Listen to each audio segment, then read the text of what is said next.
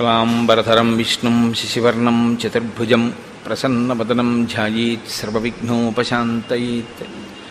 గురుర్బ్రహ్మా గురుర్విష్ణుః గురుర్దేవో మహేశ్వరః గురుః సాక్షాత్ పరబ్రహ్మ తస్మై శ్రీగురవై నమః.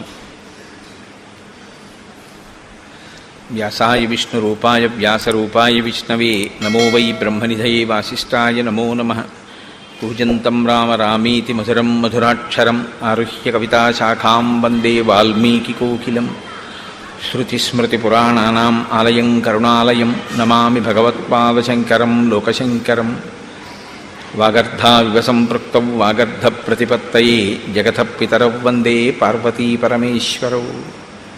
సుప్తిం సమగ్రయతున స్వయమేవ లక్ష్మీః శ్రీరంగరాజమహిషీ మధురైః కటాక్షైః. వైదగ్ధ్యవర్ణగుణగుంభనగౌరవైర్యాం కండూలకర్ణకుహరాः కవయోధయంతి. హైమోర్ధ్వపుండ్రమజహన్మకుటం సునాసం మందస్మితం మకరకుండలచారుగండం బింబాధరం బహుళదీర్ఘకృపాకటాక్షం శ్రీవేంకటేశముఖమాత్మని సన్నిధత్తాం. మనోజవం మరుతతుల్యవేగం జితేంద్రియం బుద్ధిమతాం వరిష్టం వాతాత్మజం వనరయూధముఖ్యం శ్రీరామదూతం శిరసా నమామి. ఆపదామపహర్తారం దాతారం సర్వసంపదాం లోకాభిరామం శ్రీరామం భూయో భూయో నమామ్యహం.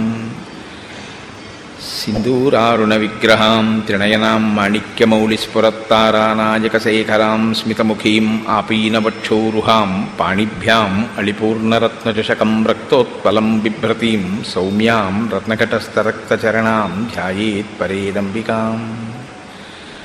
హరి ఓం. పరమేశ్వర స్వరూపం సభకు నమస్కారం.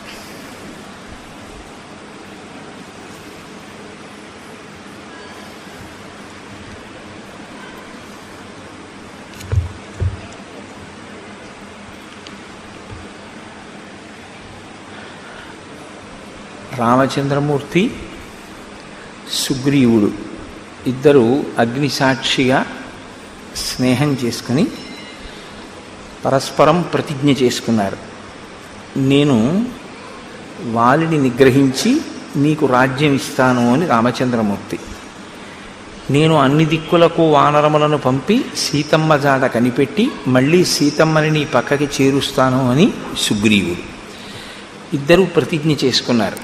తర్వాత శోకార్తిని పొందినటువంటి సుగ్రీవుణ్ణి ఓదారుస్తూ రామచంద్రమూర్తి అంటారు, మీ ఇద్దరూ తోడ పుట్టినవారు కదా, ఏకోదరులు.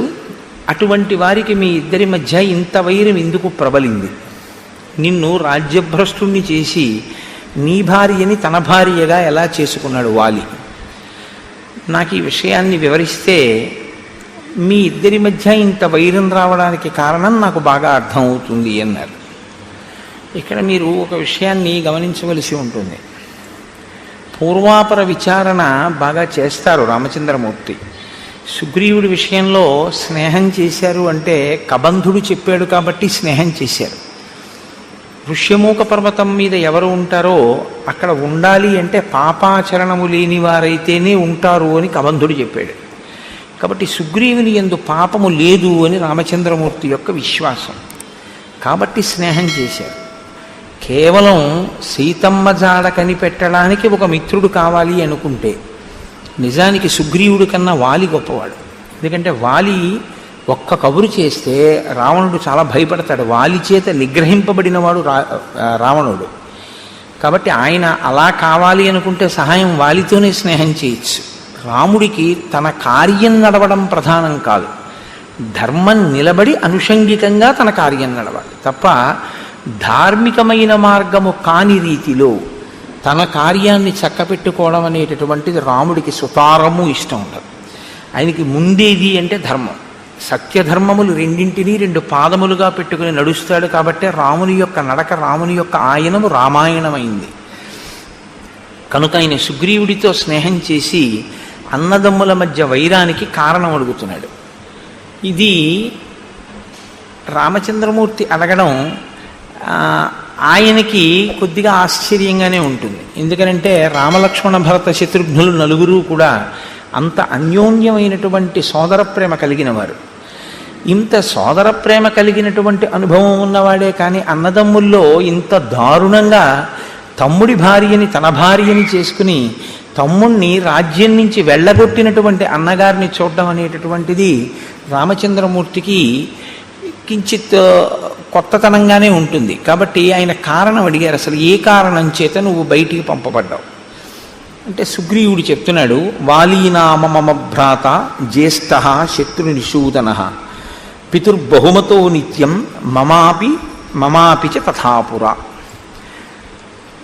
నేను వాలి అన్నదమ్ములం.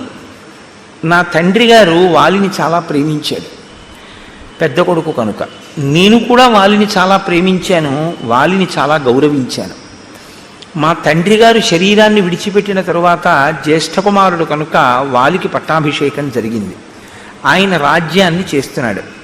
రాజ్యం ప్రశాసతస్తస్య పితృపైతామహం మహత్ అహం సర్వేషు కాలేషు ప్రణతః ప్రేష్యవత్ స్థితః. వాలి రాజ్యం చేసేటటువంటి సమయంలో తాతలు తండ్రుల దగ్గర నుండి వచ్చినటువంటి రాజ్యాన్ని వాలి పరిపాలన చేసినటువంటి సమయంలో కూడా, అంటే రాజ్యమునందు వాలి ప్రతిష్ఠింపక పూర్వము, రాజ్యమునందు వాలి ప్రతిష్ఠింపబడిన తరువాత కూడా నేను ఆయన్ని ఒక సేవకుడు ఎలా గౌరవిస్తాడో అంత మర్యాదతో అంత గొప్పగా సేవించాను. అంటే నేను ఒక తమ్ముణ్ణి అన్న భావనతో ఎప్పుడు అహంకరించలేదు. నేను ఒక సేవకుడును అన్న భావనతోనే నేను వాలిని అనువర్తించాను, అంత గౌరవంగానూ చూశాను. ఒకానొకప్పుడు మాయావీనామ తేజస్వి పూర్వజో దుందుభే సుతః తేన తస్య మహద్వైరం స్త్రీకృతం విశ్రుతం పురా. ఒక స్త్రీ కారణంగా వాలికి మాయావి అనబడేటటువంటి ఒక రాక్షసునికి వైరం వచ్చింది. ఈ మాయావి మయుని యొక్క కుమారులలో పెద్దవాడు. అంటే మీకు వాలి యొక్క శీలం ఇటువంటిది, సుగ్రీవుని యొక్క శీలం ఇటువంటిది. ఒక గీత గీసి మహర్షి మాటల్లోనే చూపిస్తూ ఉంటారు. ఒక స్త్రీ కారణంగా వైరం, అంటే ఒకే స్త్రీని ఇద్దరు కాంక్షించి ఉన్నారు. కాబట్టి వాలికి మయుడికి మధ్యలో అభిప్రాయ భేదాలు వచ్చాయి. ఒకానొక రాత్రి వేళ, ఒక అర్ధరాత్రి సమయంలో ఆ మయుడు కిష్కింధానగరానికి చేరుకున్నాడు. అప్పటికి వాలి నిద్రపోతున్నాడు. ఆయన వచ్చి ఒక పెద్ద సింహనాదం చేశాడు, ఓ వాలి నువ్వు బయటికి రా, నిన్ను నేను నిర్జిస్తాను, నేను అందుకే వచ్చాను. అంటే వేళాపాలాలైనటువంటి క్రౌర్యం, వేళాపాలాలైనటువంటి ఆగ్రహం. అంటే ఇంకా అతను చేరిందే తడవు కిష్కింధ, వాలిని చంపెయ్యాలన్నంత క్రుద్ధుడయి ఉన్నాడు. కాబట్టి ఇప్పుడు ఆయన ఒక పెద్ద కేక వేశాడు. వెంటనే వాలి లేచి, నేను ఏదో మధువు సేవించి ఉన్నాను, రాత్రివేళ కనుక నిన్ను నిగ్రహించలేని అనుకుంటున్నావేమో, నువ్వు అక్కడే నిలబడు, నేను వస్తున్నాను, నీతో తలపడతానని వాలి కూడా గబగబా బయలుదేరి యుద్ధానికి వెళ్ళాడు. వాలిని అనుగమించి సుగ్రీవుడు కూడా వెళ్ళాడు. ఎందుకనంటే వాలి సుగ్రీవుల యొక్క ప్రేమ, ఈ వైరం రానంతకాలం కూడా రామలక్ష్మణుల మధ్య ప్రేమ ఎలా ఉంటుందో అలాగే ఉంటుంది అని నేను మాట అంటే అంత పెద్ద దోషభూయిష్టమైనటువంటి మాట ఏం కాదది. ఎందుకంటే ఇంచుమించు అంత ప్రేమతోనూ ఉంటారు ఇద్దరు. సుగ్రీవుడు అలా అనువర్తించాడు, వాలి కూడా అంత ప్రేమించినట్లే కనపడుతుంది మనకి. కాబట్టి సతుమే భ్రాతరం దృష్ట్వా మాం చ దూరాదవస్థితం అసురో జాత సంత్రాసః ప్రదుద్రావ తతో భృశం. చాలా దూరం నుంచి వాలిని సుగ్రీవుణ్ణి చూశాడు. చూసి ఇంత యుద్ధానికి వచ్చి వాలిని మట్టు పెడతానని పెద్ద పెద్ద కేకలు వేసి సింహనాదం చేసినటువంటి ఆ మాయావి, ఆ మయుని కుమారులలో పెద్దవాడైనటువంటి మాయావి ఒక్కసారి పరుగు లంఘించుకున్నాడు. వెనక్కి తిరిగి ఆయన పరుగెత్తి వెళ్ళిపోతున్నాడు. విడిచిపెట్టలేదు వాలి. వాలి ఆయన్ని తరిమాడు.